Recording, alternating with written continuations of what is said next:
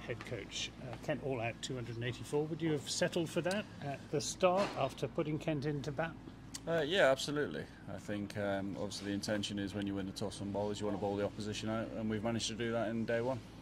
With the Kookaburra ball, which after the sort of initial few overs really didn't do much to help any of the bowlers. Yeah, I mean, I guess that's one of the intentions behind it, is that you've got to find a way of trying to create opportunities. I thought we set the tone brilliantly. JD and Borley were excellent with the new ball, didn't get the rewards, and then it was really difficult to break partnerships as the day went on. And Skipper picking up 4 wickets, and a really good spell, I thought, in the afternoon from Casey Aldridge. Yeah, I thought Casey and Lewis were outstanding. Obviously, Lewis was behind the 8 ball after his first over.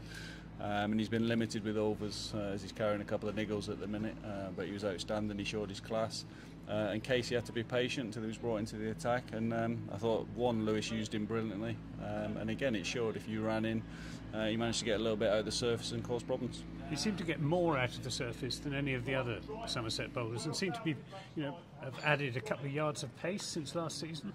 Yeah, well look, he had a really positive year last year. He's had a positive winter, spent some time with the Lions, so he's really confident in his game at the minute, and as I say, he had to be patient, so I'm sure there's an element of frustration, but he came in and did a brilliant job for us this afternoon. Some spin from Matt Renshaw and Lewis Goldsworthy while Shoaib Bashir was kicking his heels in the pavilion. Talk us through the decision not to play Shoaib Bashir in this game. Look, I mean, this wicket's been under covers probably for the last week. It's rained for the last 2 days pretty much non-stop, so there's a huge amount of moisture. And with it being a shortened game, we didn't feel that Bash was going to bowl overs. And I guess due to us being slow with the over 8, the wind playing a factor in keep blowing the bails off, we fell behind from an over 8 point of view. So we needed to use Lewis and Reynolds to accelerate that. So it was just a decision about the player and the conditions rather than anything to do with restrictions imposed by the ECB on the number of games he can play? Yeah, absolutely. Bash was available for selection, and I think if it had been a 4-day game, there's a good chance that Bash should have played. With a shortened game, we felt that actually he'd be limited and would play less of a role, and therefore he missed out. The pitch, what was your opinion of that? I mean, is 284 a good score on that pitch, or maybe a few better than par? I think it's difficult, again, depending on the ball. I think the new ball's key. I think if you can establish a partnership there, it's easier as the game goes on, there's no doubt. I think if we'd have used a Duke on that, it'd have been different. As again, there's a lot of moisture in it. It's going to be this time of year. I think the ground staff have done an excellent job.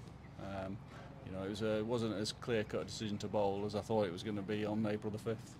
And finally, any news on a second overseas cricketer for Somerset? Yeah, we're hopeful there'll be some news this week. So again, it's about paperwork, and Andy Hurry's been doing an outstanding job behind the scenes. We've obviously had a couple of things to deal with Will Sullivan not being available last minute. So we're hoping to add to the ranks early next week. And what sort of a cricketer are you looking for?